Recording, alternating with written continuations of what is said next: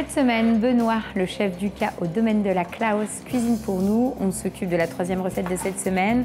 Donc il est parti sur un risotto de céleri qu'on va associer avec une volaille qu'on va cuire en cocotte. Donc voilà, on est sur une recette purement automnale.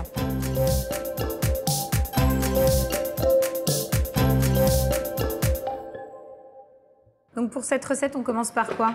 Eh ben, là, donc j'ai mes suprêmes de volaille, tu vois que j'ai ce qu'on appelle manchonné pour libérer un peu l'os. Ça, à la limite, toutes les petites chutes, on peut les passer pour faire un jus. Nous, on en a déjà un d'avance, bien sûr. Mais pour faire un petit jus à la maison, même on peut, à la maison, tu vas pas démarrer un jus avec que ça.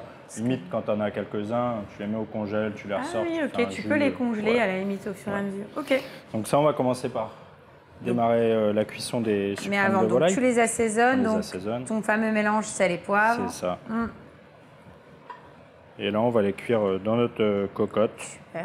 Donc tu prends ta cocotte. Ouais, on a mis notre cocotte à chauffer. On va mettre un peu d'huile. Ouais. Donc un petit peu de matière grasse. Donc là, on va démarrer nos suprêmes de volaille côté peau. De cette façon à avoir une belle peau croustillante.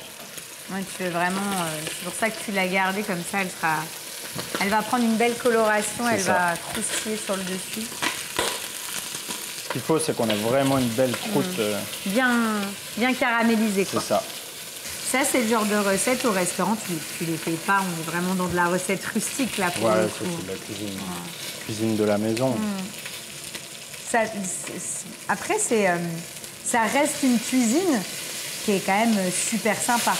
Mais toi, en philosophie dans le restaurant, on est plus effectivement sur une cuisine plus travaillée. C'est ça. Tu serais déjà sur de la basse température, tu fais très peu de cuisson comme ça. D'ailleurs, si tu devais la définir, la cuisine que tu fais ici, ce serait quoi? Moi, je dis que c'est plutôt une cuisine gourmande. Parce que j'ai toujours, dans tous mes plats, tu vois, des fois, j'ai des entrées où on vient verser en salle une petite sauce, une vinaigrette. Au dessert, c'est souvent pareil. J'ai un petit coulis qui est servi. J'aime bien. Puis apporter de la touche gourmande. C'est ça. Donc là, tu as rajouté le beurre. On les a retournés. Il y a une belle coloration. Là, rien ne nous empêche maintenant de mettre un petite branche de romarin ou de thym. Là, tu vas les arroser un petit peu pour les nourrir et puis baisser aussi la température. On a une belle coloration. La peau, on sait qu'elle va être bien croustillante. Oui, puis en plus, là, avec le beurre, tu continues de nourrir et de dorer. Oui, et tu as rajouté de l'ail. Ouais, on a mis des petites gousses d'ail. Ça peut être même... moi, j'aime bien mettre l'ail en chemise, ce qu'on appelle en chemise. Tu l'écrases très brièvement, tu le mets dedans. Tu l'écrases un coup, tu la jettes. Ça a un goût bien particulier. Oui, c'est vrai. Là, on va les passer quelques... Bon, il y a les deux solutions. Soit on les passe un peu au four. Allez, on va dire 8-10 minutes au four. C'est ce que j'allais dire, là, c'est très, très rapide. Ou alors, on les termine tranquillement sur la plaque. On pourrait même, tu vois, tu as un peu de fond blanc ou à la maison, un petit jus de rôti, des choses comme ça. Petit à petit, hop, tu remets un petit pochon de jus de rôti. Toi, tu vas faire cuit comment, tranquille, là quoi.